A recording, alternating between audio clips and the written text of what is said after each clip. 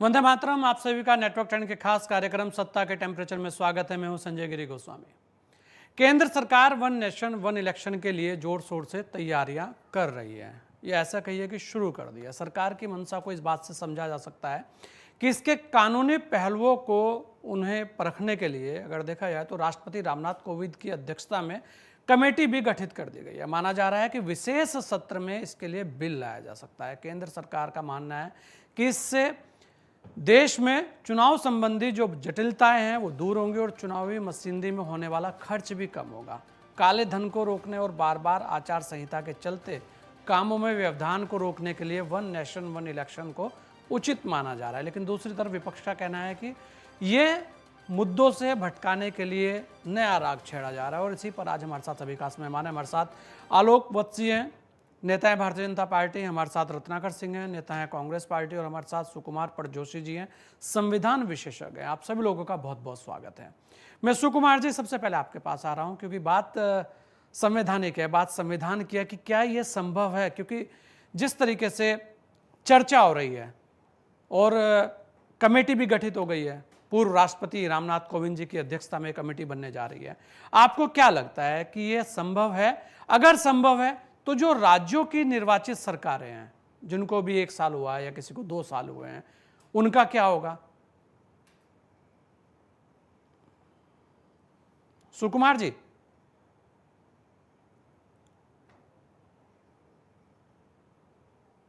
सुकुमार जी, मेरी आवाज आ रही है?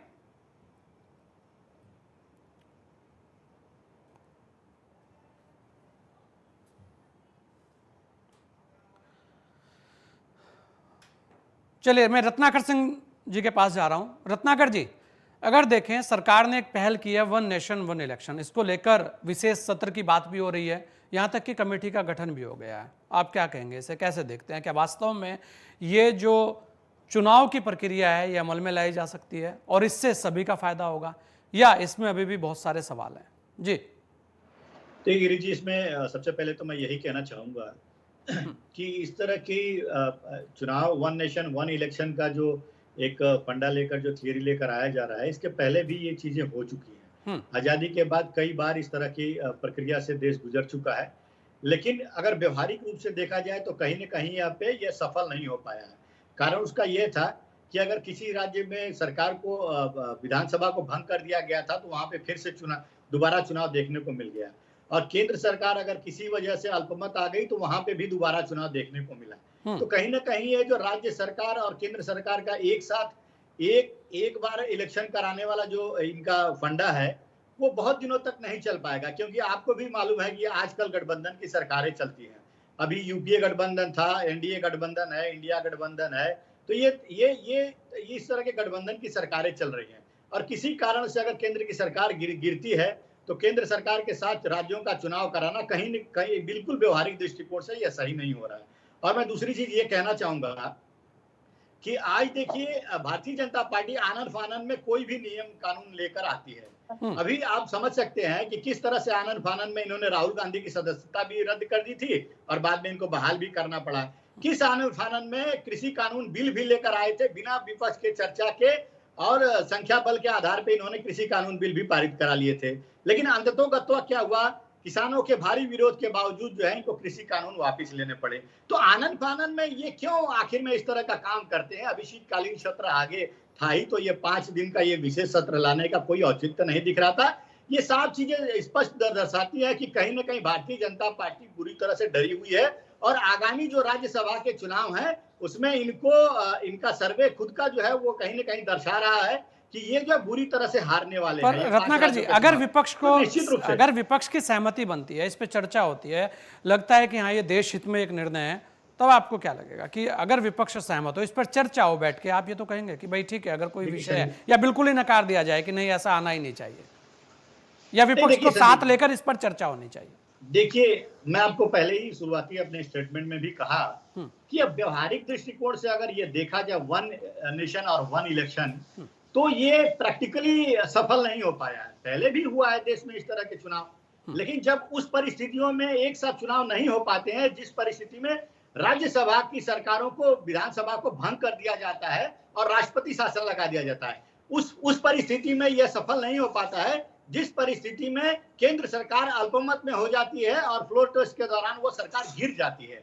तो ये प्रैक्टिकली कहीं ना कहीं ये सफल नहीं हो पाएगा। तो क्यों इस तरह की चीजों परिस्थितियों को देश के सामने थोपा जाए। नहीं, कुछ और इसका समाधान नहीं निकल सकता? कुछ ऐसा नहीं होता रत्नाकर जी, ऐसा भी हो सकता है कि भाई चलिए 5 वर्ष दिए, उन 5 वर्षों के अंदर ही चुनाव होने हैं दोनों जगह के, उस बीच में सरकार गिरे या बने, एक टाइम फिक्स हो जाए, कुछ इस तरीके की स्थिति आए। मतलब देश में अगर सब जगह आप भी देख रहे हैं कि जिस तरीके से आचार संहिताएं लगती है कि आज इधर चुनाव है वहां आचार संहिता, आज इधर चुनाव है वहां आचार संहिता, जो काम है वास्तव में वो तो बाधित तो होता है, वो सभी का होता है, चाहे सरकारें किसी की भी हो। नहीं बिल्कुल संजय जी, आपका ये सुझाव जो है, सोच जो है, ये बिल्कुल राष्ट्रीय हित के लिए सोच है।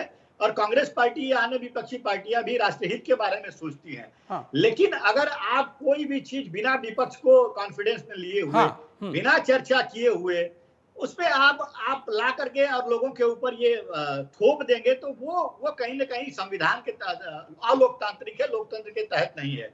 और निश्चित रूप से अगर पार्ट में अगर बांट करके चुनाव किया जाए, जैसे 5 राज्यों के चुनाव होते हैं, 10 राज्यों के चुनाव होते हैं, इस तरह से कुछ अगर समीकरण अगर बिठाया जाए, स्ट्रेटेजी बनाई जाए तो निश्चित रूप से इसमें कॉस्टिंग जो है, जो खर्चे होते हैं सरकार के, वो खर्चों में कमी हो जाएगी।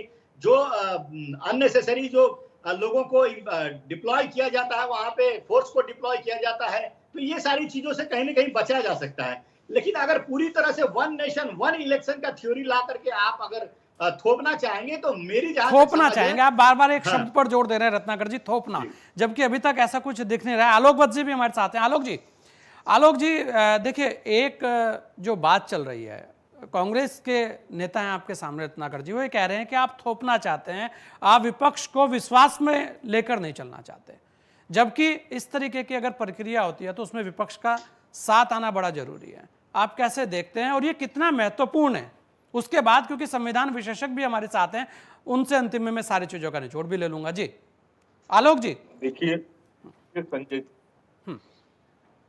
बोलिए आलोक जी। ये वन नेशन वन इलेक्शन जी, ये समय का मांग है, जरूरी।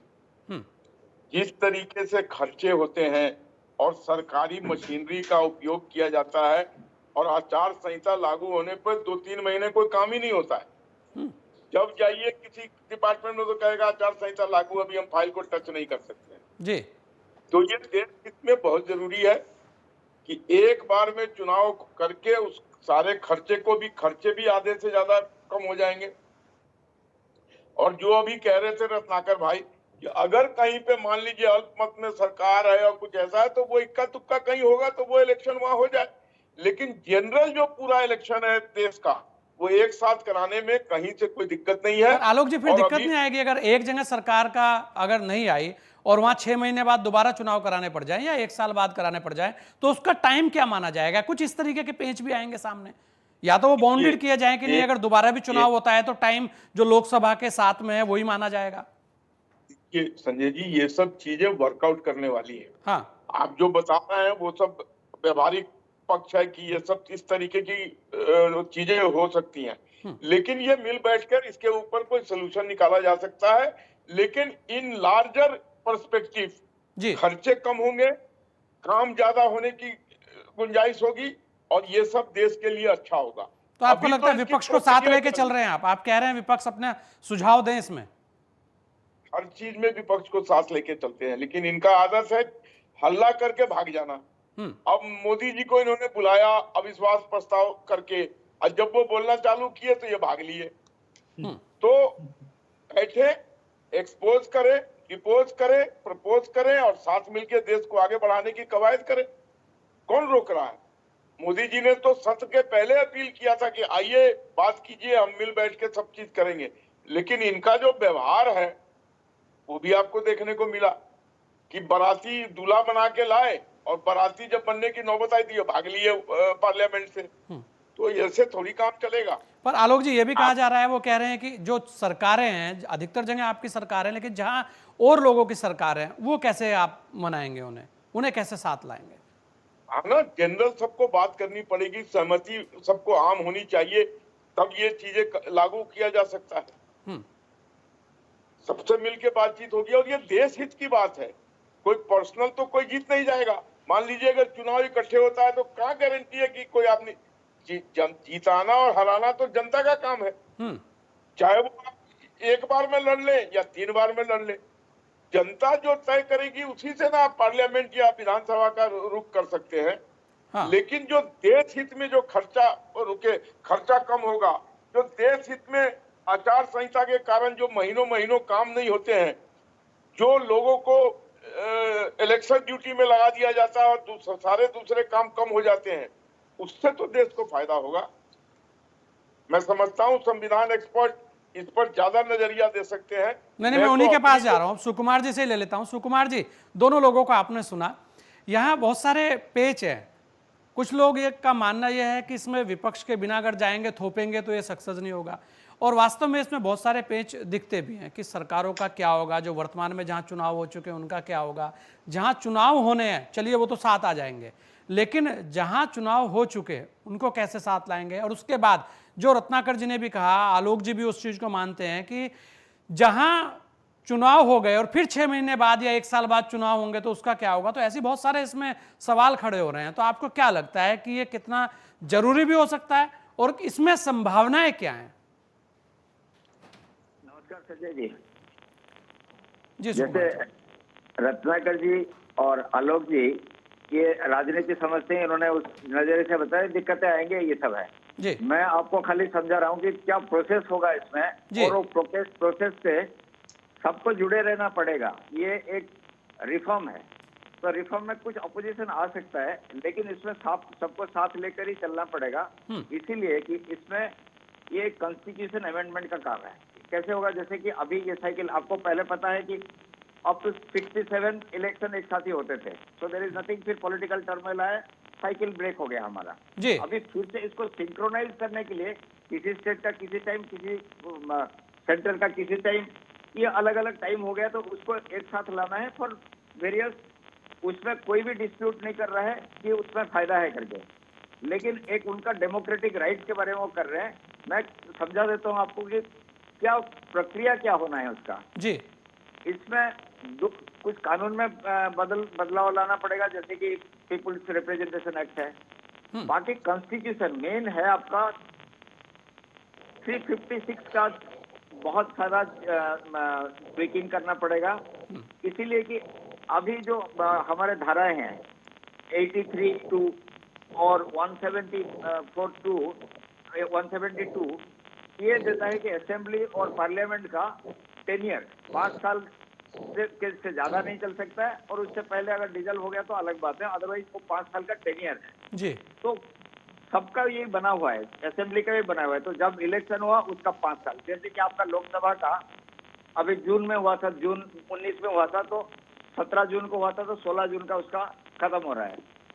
तो इसको अगर किसी को अगर एक साथ करना होगा तो कई को डिजल्व करना पड़ेगा, और डिजोल्यूशन का पावर जैसे उसमें तो एक है, बट 356 में हमें लाना पड़ेगा, या तो राष्ट्रपति शासन लाना पड़ेगा, कुछ लाना पड़ेगा, सो दैट उनका आगे के लिए चलाना। से फॉर एग्जांपल किसी का 6 महीना बढ़ाना पड़ेगा, 5 साल के बाद 6 महीना बढ़ाना पड़ेगा, तो हम 356 के अंदर, आर्टिकल 356 के अंदर उसको बढ़ा सकते हैं। तो उसको उस प्रोविजन लाना पड़ेगा, और वो प्रोविजन लाने के लिए वो स्पेशल मेजोरिटी जो कि 2/3 मेजोरिटी होता है, वो 368 आर्टिकल 368 में कोई भी अमेंडमेंट होगा तो 2/3 मेजोरिटी जरूरत होता है उसमें, दोनों हाउस में। तो उसके लिए तो सारे दल को साथ आना पड़ेगा और बड़े लीडर्स को उसको सपोर्ट करना पड़ेगा, ये चीज है। बाकी स्टेट्स का उसमें ग्रीवेंस हो सकता है, बट स्टेट असेंबली का कोई रोल नहीं है उसमें। ये इलेक्शन प्रक्रिया को चेंज करने के लिए उनका कोई रोल नहीं है। वो चैलेंज कर सकते हैं क्योंकि उनका टेन्योर घटा दिया गया तो उसको इलीगल है, कुछ उसको कर सकते हैं, वो सारे दिक्कतें आएंगे। पर जो मेन दिक्कत है हमारा कि ये अमेंडमेंट लाना, ये अमेंडमेंट खास करके ये 5 जो प्रोविजन है, 5 प्रोविजन को पूरा चेंज करना पड़ेगा, और उसके लिए बहुमत की जरूरत, वो जो स्पेशल मेजोरिटी की जरूरत है। ये इनका प्रोसीजर है। नहीं, यही आपको भी लगता है कि जब तक विपक्ष इसमें पूर्ण रूप से सहयोग नहीं देगा, साथ नहीं आएगा, तब तक ये असंभव सा दिखता है? संजय जी, मैं ये कह रहा हूँ कि इसमें विपक्ष होना ही नहीं चाहिए। ये एक इतना देश हित के काम है, इसमें विपक्ष होना नहीं चाहिए। सबको इसको डिबेट में आना चाहिए पहले तो डिस्कशन कर लें, डिस्कशन पे आना चाहिए, इसमें सभी को डिस्कशन पे आना करना चाहिए। चाहिए। उसके बाद हो सकता है कि कोई भी पार्टी उसमें एग्री ना करे, ये भी एक हो सकता है। हाँ तो इसीलिए इसमें डिस्कशन करना बहुत जरूरी है, और बहुत जल्दबाजी में भी करने की कोई जरूरत नहीं है। But this is a very good step, और इसमें बहुत सारा फायदा है, नुकसान भी थोड़ा बहुत है उसमें जी, लेकिन फायदा ज्यादा है, और देश हित में फायदा ज्यादा देखा जाता है कि आखिर इसमें देश को कितना फायदा मिल रहा है। रत्नाकर जी जल्दी से अपनी बात रखिएगा जी। अदरवाइज आप देखिए ना, हाँ, बोलिए, हम बोलिए। साल भर या 5 साल तक ही लगे रहते हैं, कहीं ना कहीं इलेक्शन है उसी काम में ही लगे रहते हैं। हाँ, और उसको काम भी तो नहीं हो पाते बहुत बार, काम भी नहीं, जहां भी काम जाओ, नहीं जहां हो। भी देखो कि आचार संहिता लगी है, अभी इधर लगी है, अभी उधर लगी है। पॉलिसी पैरालिसिस, उसको पॉलिसी पैरालिसिस कहते हैं। तो ये नहीं होना चाहिए। प्लस इतने लोग हमारे जैसे हम टीचर से कराते हैं या जो इन्वॉल्व होते हैं, वो लोग भी बार बार इन्वॉल्व रहते हैं उसमें। लोगों को रैलियां अटेंड करना पड़ता है, ये मैं लाइटर साइड में कह रहा हूँ। जैसे पॉलिटिकल पार्टी रैली कर रहे हैं, उसमें आप देखिए आम जनता का भी कितना टाइम खराब होता है उसमें। नहीं, बिल्कुल, वो तो खराब होता ही है। इसीलिए मेरा ये है, रत्नाकर जी ये देखिए, मानना है कि सुकुमार जी ने बहुत सारी चीजों पर प्रकाश डाल दिया कि स्वागत योग्य निर्णय है, लेकिन इस पर पहले बहस होनी चाहिए, और विपक्ष को भी बिल्कुल, स्वागत करना चाहिए, बहस करें इस पे जी। बिल्कुल। देखिए संजय जी, अभी इन्होंने कहा कि इसमें जल्दीबाजी नहीं होना चाहिए। हाँ लेकिन कहीं न कहीं आनन-फानन में इस तरह से भारतीय जनता पार्टी ने 5 दिन का जो विशेष सत्र बुलाया है, हाँ वो जल्दीबाजी ही दिख रही है, क्योंकि अभी आगे शीतकालीन सत्र है, और शीतकालीन सत्र में भरपूर समय मिलता है इन सब चीजों पे चर्चा करने के लिए। 5 दिन में चर्चा, मुझे नहीं लग रहा है कि इस पे कोई निर्णय की स्थिति में कोई आ सकता है। लेकिन इस पे जल्दीबाजी कहीं न कहीं दिख रही है। और एक चीज कह रहे थे अभी भारतीय जनता पार्टी के जो प्रवक्ता हैं, वो कह रहे थे कि देश की आज की जरूरत है ये वन नेशन वन इलेक्शन का। मैं तो आज कहूंगा कि आज देश को जरूरत है फेयर इलेक्शन का। फेयर इलेक्शन जब तक आप नहीं कराएंगे, तब तक वन नेशन वन इलेक्शन के मायने भी कुछ नहीं रह जाएंगे। क्योंकि तमाम पहले की परिस्थितियों में देखा गया कि किस तरह से ईवीएम मशीनों के साथ छेड़छाड़ गड़बड़ी की जो शिकायतें बहुत सारी चुनाव आयोग को मिला है। तो आज जरूरत है चुनाव आयोग को कि फेयर इलेक्शन कराए।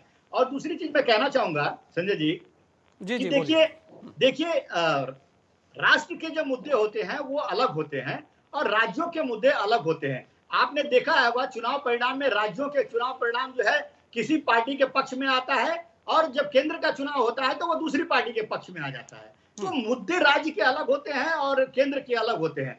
जब राज्य का चुनाव होता है तो निश्चित रूप से लोग राज्य स्तरीय और लोकल मुद्दों पे कंसंट्रेट होते हैं, और अपना जो जनप्रतिनिधि चुनते हैं उन मुद्दों के आधार पे चुनते हैं। तो आपको लगता है कि मुद्दे खत्म हो जाएंगे अगर एक देश एक चुनाव होगा तो?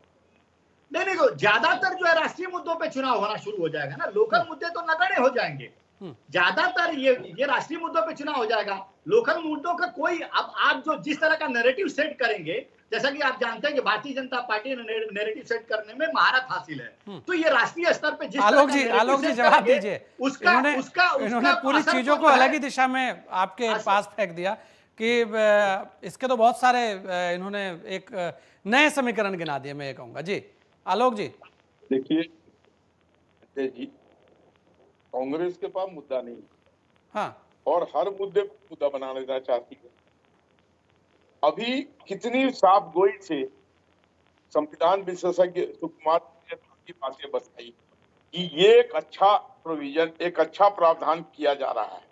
सबकी सहमति से अगर लाया जाए तो बेहतर है, इससे देश का भला होगा। उसमें सहमति जताने के बजाय ये इलेक्शन पे उंगली उठा दिए। अगर इलेक्शन में गड़बड़ी होती, ईवीएम में गड़बड़ी होती, तो क्या ये हिमाचल और कर्नाटक में आ जाते सत्ता में? ये सब बेमानी बातें, अनर्गल बातें कह के देश का समय जाया ना करें। अच्छी चीजें लाई जा रही हैं। संविधान का विशेष सत्र बुलाने का अधिकार है, उसके तहत लाया जा रहा है। उसमें अच्छे से डिस्कशन करें और इसको पारित करने में सहयोग। ये भी कह रहे हैं रत्नाकर जी, आलोक जी, रत्नाकर जी कह रहे हैं कि आप मुद्दों से भटकाने की कोशिश कर रहे हैं। अब ये नया शगुफा लेके आ गए। मुद्दे से भटकाने की क्या बात है? आप मुझे समझा दीजिए, मुद्दे से कौन सा मुद्दा है जिससे भटका दिए हैं?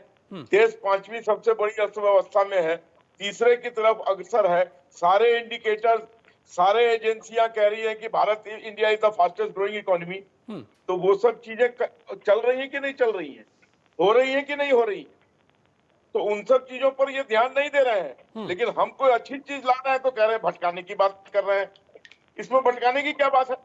अगर जनता चाहेगी तो आपको चुन लेगी, चाहे वो एक बार में हो या 2 बार में हो या 3 बार में हो। या पूरे देश का एक साथ चुनाव हो। का चुनाव हो।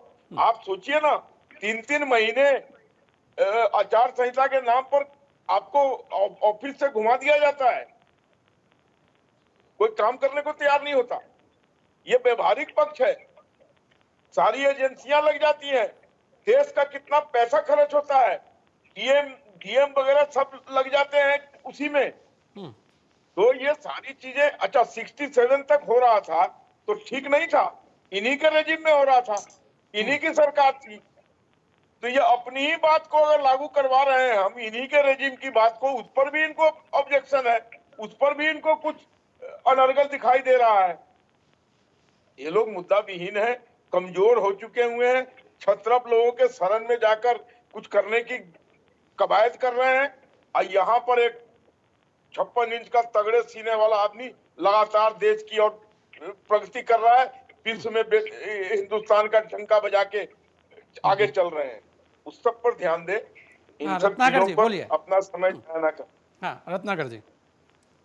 देखिए, सबसे पहले तो मैं ये कहूंगा कि भारतीय जनता पार्टी जो है वो प्रोपेगेंडा जो फैलाने में मास्टर है।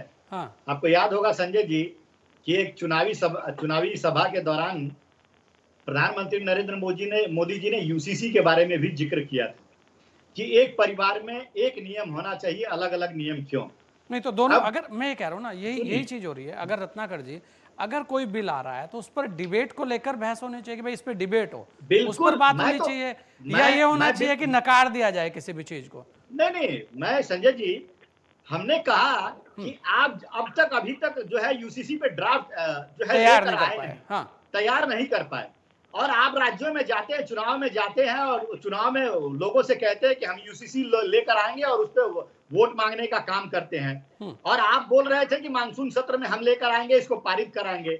अभी तक ड्राफ्ट भी नहीं आया, पारित कराने की तो बात ही अलग है। तो कहीं वो इसी तरह से ये प्रोपेगेंडा ये भी ना साबित हो जाए, वन नेशन वन इलेक्शन का प्रोपेगेंडा साबित ना हो जाए, और ये समझ लाइए कि आज जो मूलभूत जो समस्याएं हैं देश की, उन समस्याओं से ध्यान पूरी तरह से भटकाने की कोशिश की जा रही है भारतीय जनता पार्टी की तरफ से। अब ये कह रहे थे कि हम भाग जाते हैं, हम मुद्दों से छोड़कर भाग जाते हैं। जब प्रधानमंत्री नरेंद्र मोदी जी को सदन में बुलाया गया, पूछा जा रहा है मणिपुर के बारे में, तो 2 घंटा 13 मिनट के जो अपना स्टेटमेंट दिए हैं, उसमें से 2 घंटा 11 मिनट तो वो सिर्फ विपक्ष को और कांग्रेस को कोसने का काम करते हैं, 2 मिनट मणिपुर पे बोलते हैं। तो कहीं ना कहीं जनता के प्रति जो जवाबदेही होती है प्रधानमंत्री की, उस जवाबदेही में आप अगर रत्नाकर जी, आलोक जी तो कह रहे हैं चुनाव से डर कैसा, चुनाव में जनता बता देगी कि वोट कहां जाना है। चुनाव में डर कैसे गए? चुनाव हम नहीं लड़ते हैं क्या? चुनाव में हम नहीं जाते हैं, हम तो चुनाव और मजबूती के साथ लड़ने की कवायद कर रहे हैं 2024 में। इसलिए आप डर रहे हैं। ये तीसरी मीटिंग में आपने किस तरह से महंगाई, अभी आप तो अभी तक निश्चिंत थे कि हम जो है जीत रहे हैं, इसलिए ना आप महंगाई पे ध्यान दे रहे थे, ना बेरोजगारी पे ध्यान दे रहे थे। अभी आप डर गए, आपने 200 रुपए गैस सिलेंडर के दाम कर दिए। अभी आप जो है नियुक्ति पत्र बांटते नजर आ रहे हैं। तो कहीं ना कहीं इंडिया गठबंधन का ये दबाव जो है और डर इनको साफ महसूस हो रहा है। तो यही तो आप भी कह रहे हैं कि इंडिया गठबंधन है, तो आप इस पर भी चर्चा होगी, इस पर भी बहस होनी चाहिए। आलोक जी कहा जा रहा है, बिल्कुल आलोक जी आपसे ही ले रहा हूं, आलोक जी ये कहा जा रहा है कि जैसे यूसीसी को लेकर जो चीज हुई है वो नहीं लेके आ पाए, कहीं ये भी एक ऐसा ही ना हो जाए कि आपने बोल तो दिया लेकिन आ नहीं पाएगा, इस बात को भी कहा जा रहा है। देखिए, हमने देश से जो कहा है वो सारी कवायद हम कर रहे हैं। 60 वर्ष के लूट को एक दिन में 2 दिन में ठीक नहीं किया जा सकता है। इनके सारे नेता जमानत पे हैं, जमानती हैं, किसी न किसी केस में ये जमानत लेके इस देश में राजनीति कर रहे हैं। और दूसरी चीज, जो ये कह रहे हैं कि हम कमजोर हैं, हम डर रहे हैं, हम तो हर चुनाव में इनके साथ ताल ठोक के लड़े हैं और इनको हराकर हम सत्ता में आए हैं, जनता का आशीर्वाद लिए हुए हैं। अगर ये इतने ही अच्छे थे, इनकी सारी पॉलिसी इतनी अच्छी थी, तो जनता ने इनको 40-50 पर क्यों सीमित कर दिया? ये जनता से जाके पूछें। चलिए, मैं सुकुमार जी, अब जो कमेटी बन रही है उसे आप कैसे देखते हैं, और आपको क्या लगता है कि जो कमेटी बनेगी उसके बाद विपक्ष इसमें पूर्ण रूप से साथ आएगा? मेरे हिसाब से ये एक बहुत अच्छा कदम है, बहुत ही माइलस्टोन कदम है ये। और ऐसे एक आदमी को इस कमेटी में भी रखे हैं कि जिसके खिलाफ किसी को शायद होगा नहीं, तो ये विचार विमर्श करने के लिए मेरे ख्याल में एक बहुत अच्छा माध्यम रहेगा। आपको याद होगा 22nd law commission, law commission का भी ये राय था, 6 सवाल, तो 6 सवाल निकाले थे कि हर एक पार्टी से ये पूछा जाए। तो ये जो कमेटी आ गया, ये कमेटी हो सकता है वो सबका क्वेश्चन आंसर कलेक्ट कर सकते हैं, सबको जो एक जोड़ने में ये इनका काम रहेगा लगता है। और हर एक पार्टी में अच्छे अच्छे बड़े बड़े लीडर हैं और सब देश के बारे में सोचते हैं, इसमें कोई डाउट नहीं है। तो इसमें एक मध्यस्थता और ये जो कमेटी में इतने अच्छे आदमी आ गए, हो सकता है ये सबको साथ लाने में ये सक्षम रहे और ये बिल पारित, ये देश के हित में, मैं देख रहा हूँ कि देश के हित में है। तो बाकी डिबेट की बात है, बड़े बड़े लोग हैं हर एक पार्टी में, उनका जो राय आएगा। और ये जो कमेटी बन गया, ये कमेटी मेरे हिसाब से इसको आगे ले जाने में बहुत मदद करेगी, बहुत मदद करेगी। चलिए, बिल्कुल, और मदद होनी भी चाहिए, देश हित में सबको साथ आना भी चाहिए। आप सभी ने अपना समय हमें दिया, इसके लिए आप सभी लोगों का बहुत बहुत धन्यवाद। वन नेशन वन इलेक्शन, इसे लेकर चर्चाएं जोरों पर है, विशेष सत्र भी बुलाया गया है, लेकिन देखने वाली बात होगी कि क्या पूरा विपक्ष इसमें आकर इसकी बात को कर सकता है, या सत्ता और विपक्ष मिलकर इस विषय को आगे बढ़ा सकते हैं। रामनाथ कोविंद की अध्यक्षता में जो कमेटी बनी है वो महत्वपूर्ण है और वो सभी पहलुओं को परखेगी भी। लेकिन फिर यहाँ सबसे महत्वपूर्ण बात ये रहेगी कि आखिर विपक्ष का जो रोल है वो इसमें क्या रहता है, क्योंकि इतने बड़े अगर कोई कानून या कोई एक ड्राफ्ट आता है तो उसमें विपक्ष का सहमत होना बहुत आवश्यक है। हाँ, देश हित की बात है, क्योंकि जब भी इलेक्शन होते हैं, बार बार आचार संहिता लगती है, तो नुकसान सबका होता है। इस सप्ताह के टेम्परेचर में इतना ही, दीजिए मुझे इजाजत। जय हिंद।